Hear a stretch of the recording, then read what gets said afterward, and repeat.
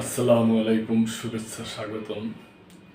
প্রিয় দর্শক, এখানে অন্যরকম একটা সংবাদ যে আমাদের বাংলাদেশ অন্তর্বর্তী সরকারের উপদেষ্টা আছে আসিফ মাহমুদ।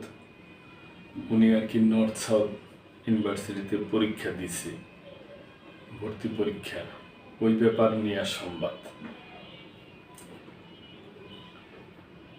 বেসরকারি বিশ্ববিদ্যালয় নর্থ সাউথ ইউনিভার্সিটির executive masters in policy and governance প্রোগ্রামে স্নাতকোত্তর করার জন্য ভর্তি পরীক্ষায় অংশ নিয়েছেন স্থানীয় সরকার মন্ত্রণালয় এবং যুব ও ক্রীড়া মন্ত্রণালয়ের উপদেষ্টা আসিফ মাহমুদ সজীব ভূঁইয়া।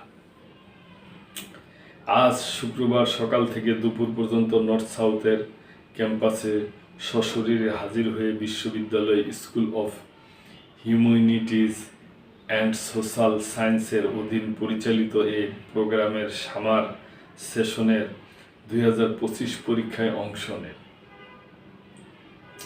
আজ সন্ধ্যায় নর্থ সাউথ ইউনিভার্সিটির south Asian institute of policy and governance Facebook পেজে আসিফ মাহমুদের ভর্তি পরীক্ষায় অংশ নেওয়ার ছবি পোস্ট করা হয়েছে। আমি মনে করি দর্শক, ভালোই যে সরকারি কার্যক্রমের পাশাপাশি পড়াশোনাটা চালায় যাচ্ছে, এটা ঠিক আছে।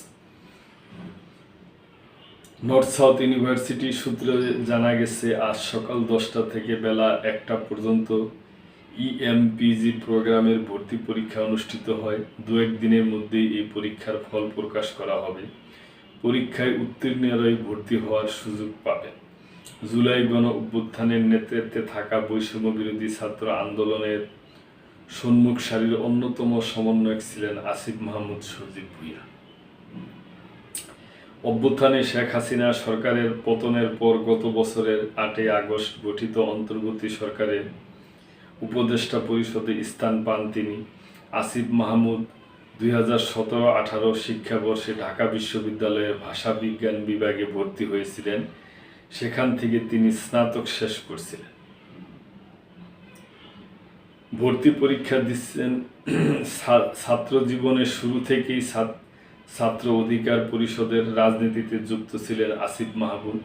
সক্রিয় ছিলেন ক্যাম্পাসে নির্যাতন বিরোধী বিভিন্ন আন্দোলনে। পরে ছাত্র অধিকার পরিষদে একটি অংশের উদ্যোগে গণতান্ত্রিক ছাত্র শক্তি নামে নতুন ছাত্র সংগঠন গঠিত হয়।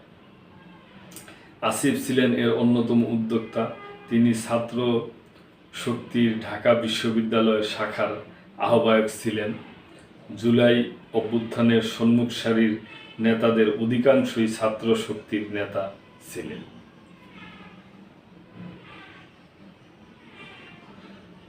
তো দর্শক, আমি মনে করি এটা ভালো যে সরকারি যে উনি যে এখন উপদেষ্টা আছে, এটা তো মন্ত্রীর মতোই পদ।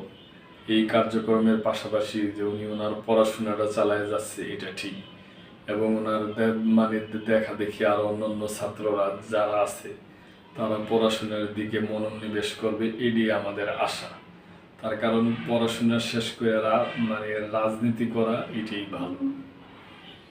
রাজনীতি তো অবশ্যই করতে হবে, রাজনীতিবিদই দেশ চালাবে, এটা ঠিক আছে, কিন্তু আগে তো পড়াশোনা করতে হবে। তো ভালো, এই ছিল সংবাদ, আপনাদের সাথে শেয়ার করলাম। তো ভালো থাকবেন, সাবস্ক্রাইব করে চ্যানেলটির পাশেই থাকবেন। আল্লাহ হাফেজ।